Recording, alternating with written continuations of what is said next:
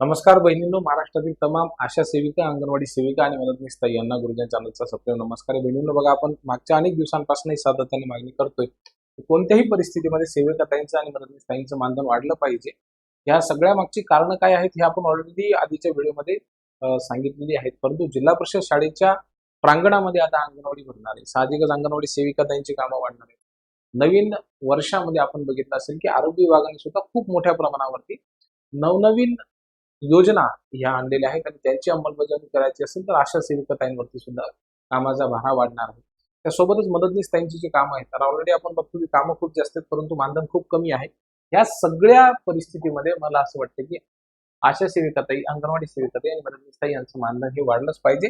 कारण की याच्यामध्ये सगळ्यात महत्वाचं कारण आहे की मग महागाई खूप वाढली, इतकी वाढली की आता सोडून द्या.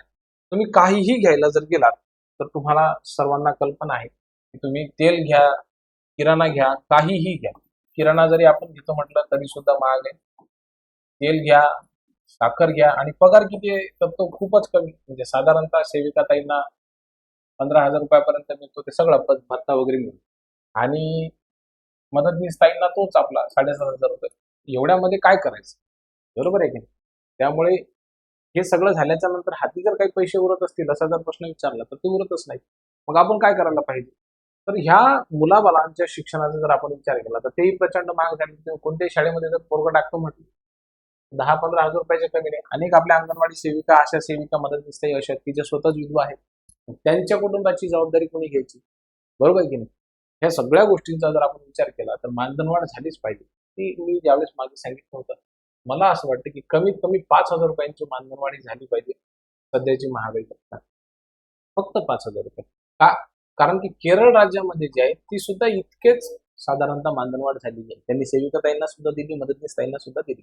आणि यामध्ये आपण जर लक्षात घेतलं तर राज्य प्रत्येक वेळेस काय करून राहिलं, स्वतःचा वाटा वाढवून राहिलं. परंतु स्वतःचा वाटा न वाढवणारं जर कोणी असेल तर ते केंद्र सरकार आहे, बरोबर आहे की नाही?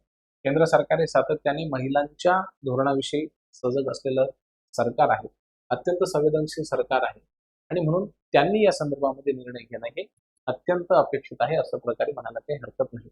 तिसरा महत्वाचा फॅक्टर म्हणजे काय, मला तर असं वाटतं वैयक्तिकरित्या की भाऊ, या सध्याच्या काळामध्ये जगणंच महाग झालं, मरण स्वस्त आहे. जगायचं असलं, जगण्यासाठी जर पैसे आपण विचार केला तर हेच महाग झालं ना, जगणंच कठीण झालं. मरण बघा बरं तुम्ही किती स्वस्त आहे.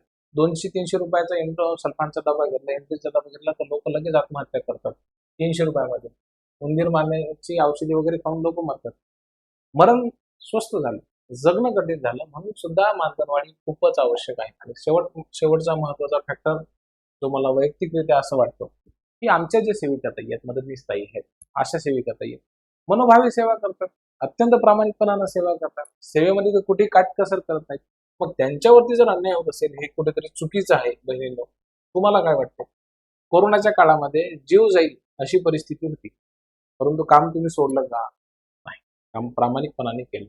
मग जर प्रामाणिकपणाने कर्तव्य केल्याच्या नंतर सुद्धा जर आपल्याला मानधनवाढ मिळत नसेल तर कुठेतरी ताईंना याचं साहजिकच दुःख वाटते. सर्वात महत्वाचं म्हणजे काय, बचतच होत नाही ना. 10-15 हजार रुपयामध्ये कुठे पैसे वाचवायचे आणि कुठे ठेवायचे हाच प्रश्न पडतो.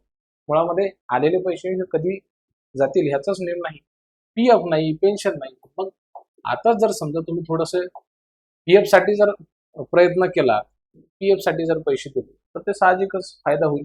एकतर तुम्ही पेन्शनही देत नाही, पेन्शन दिली तरी सुद्धा खूप मोठ्या प्रमाणावरती फायदा होऊ शकतो. आणि म्हणून आपली ही प्रामाणिकपणानं मागणी आहे राज्य सरकार आणि केंद्र शासनाकडे की ह्या सगळ्या परिस्थितीचा जर आपण विचार केला तर अंगणवाडी सेविकाताई, आशा सेविकाताई आणि मदतनीस ताई ना कोणत्याही परिस्थितीमध्ये किमान कमीत कमी 5,000 रुपयाची मानधनवाढ ही झाली पाहिजे. बहिणींनो, याबद्दल तुमचं काय मत आहे आम्हाला कमेंट्सच्या माध्यमातून नक्की कळवा.